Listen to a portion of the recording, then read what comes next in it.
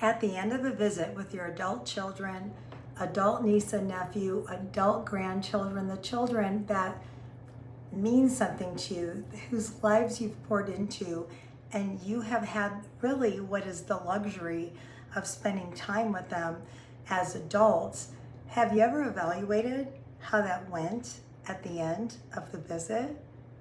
Where you're like, gee, I wish I just spent more time. All they did was have dessert. They didn't come for dinner and they took off.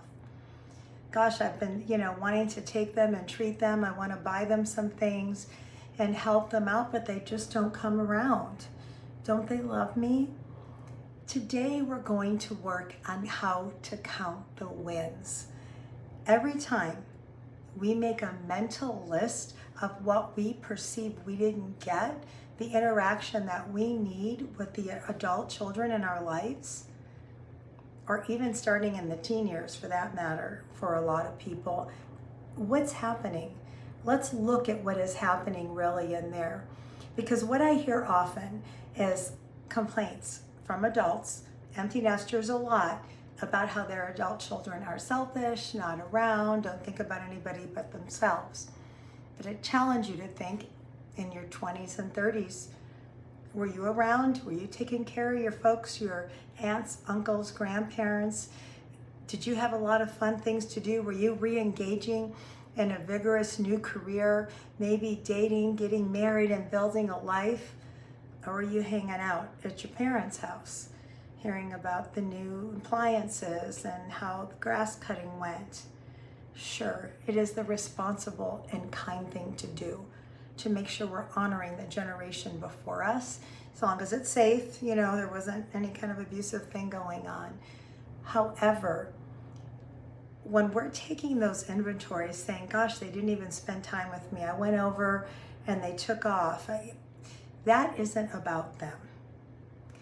If you have been with me a while and you've watched my video on taking somebody's inventory, that's what we are doing as empty nesters when we are making the list of what our perception is of what the adult children in our lives didn't do for us. They haven't called me. They don't see if I'm okay. I could be lying dead on the floor. They don't care. They don't know what's going on in my life. Do you hear the finger pointing? And do you see the three pointing back at us when we're taking their inventory of our perception of what they should do to make us feel good? That's a lot. If you're just joining me for the first time, my name is Dawn, D-A-W-N, like the morning, the recovery lady. I'm a licensed behavioral health clinician, helping people with all kinds of different life events that we need to heal and move on from. And I am in recovery myself from empty nesting right now. It's my first time in this with grown, old, late 20s, early 30 kids, people getting married, and where do we fit in and what does it look like? So as I go do this series on single parent empty nester, I'm talking to myself as well. And don't forget, I try and do every single thing I encourage you and teach you to do. So we go back. And you're probably asking, what do you mean? What do you mean it's about? It's about me taking their inventory. They're the one who doesn't come over, who wants to go to their roommate's family's house for Christmas, Easter, Thanksgiving, and I'm sitting here alone.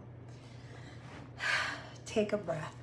Because as a single parent empty nester, that is a very lonely feeling. So again, we've been talking about reframing our thoughts. We're going to say, we know what I don't have. Thanksgiving's coming up, whatever it is, and I don't have my kids or all of my kids for this holiday. But what do I have? If you have more than one child and one is out there doing their independent thing and not having the interaction with you as an adult that you would hope for, but you have one or more or others, or even a mate, which if you're watching the series, you may not because it's single parents, empty nesters.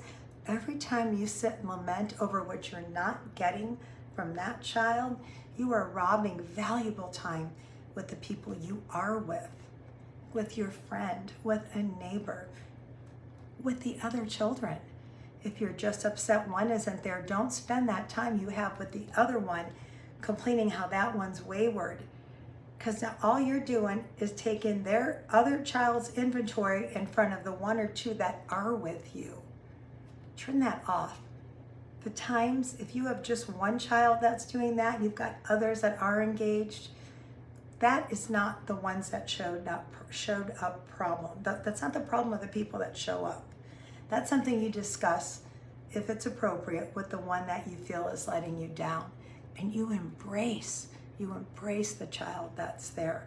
And you tell that one or two children, hey, and I've done this with my kids, do you have are your roommates alone? Do they have family in the state? Please bring them. If you know anybody who is alone today on this holiday, please bring them over. No one should be alone on a holiday. And you know what? If there is tension between you and an adult child, it often breaks it up to have a third, fourth, maybe a fifth person there. And if it's a holiday or a special celebration, that inclusivity of people who are spending that holiday or that time alone is such a blessing to them. But never rob the people you are with lamenting about the ones that aren't there. It's not fair to them. And that actually makes it sound like the missing person is more important than the person in front of you. That's so critical. So how do we count the wins? Well, let's do a hypothetical. Let's pretend it was an event. Whatever your culture, whatever the holidays are, you had a dinner, one came, somebody else didn't, a couple others didn't. Maybe none of them showed up, but you had your neighbors over. Before you lay your head on that pillow at night, do gratitudes. Do gratitudes out loud to your higher power, out loud to God. Lord, thank you. Look at what I do have today. I have a place I live. I'm safe. I have a phone I can watch videos on. And I had people in my home, and I had a home to celebrate them with, even if you're living in somebody else's home. Look at what you do have. Count the wins. And if you did have one of your children, maybe two, not the whole dozen or however many you have, count your gratitude for that. Lord, thank you. Thank you that, James showed up, even though Cheryl couldn't come or chose not to. James was here. And I am so grateful that I had that time with him. And when that other child or children feels treasured, loved, and adored and seen by you, you're going to get more time with them. You're going to leave them wanting more, as we talked about in a video or two ago. Don't linger. Don't lament. The wins of that hypothetical holiday is you chose not to sit home alone, and you celebrated who was with you instead of lamenting over who wasn't. Does it have to be as big of as a holiday? No, it doesn't. Think about a phone call.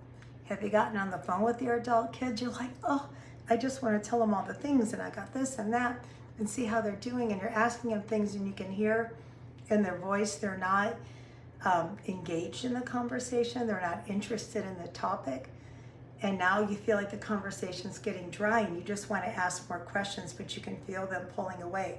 What do? Hey, you know what, Bubba, sounds like you're a little preoccupied and you got stuff going on. Let me let you go. No, Mom, no, it's okay now. I can tell. It's okay, man. It's cool. I love you so much. I have stuff to do anyway. Thank you so much for the time today talking to you.